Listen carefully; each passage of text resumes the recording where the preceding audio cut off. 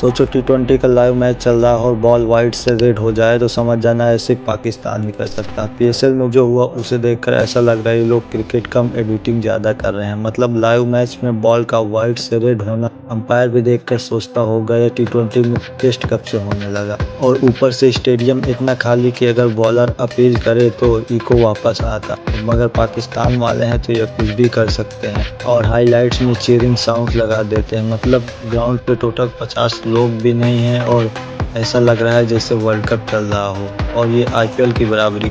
IPL में सब real होता है और PSL में सब एडिटेड होता है। ये लोग क्रिकेट लीग कम खेल रहे हैं, कंटेंट ज़्यादा क्रिएट कर रहे हैं वायरल होने के लिए। बॉल का कलर चेंज, खाली स्टेडियम और फेक साउंड्स। ये क्रिकेट कम खेल रहे हैं, अपनी बेइज्जती ज़्यादा करवा रहे हैं। मतलब इनोवेशन करना अलग होता है पर फैंस को कंफ्यूज करना अलग होता है।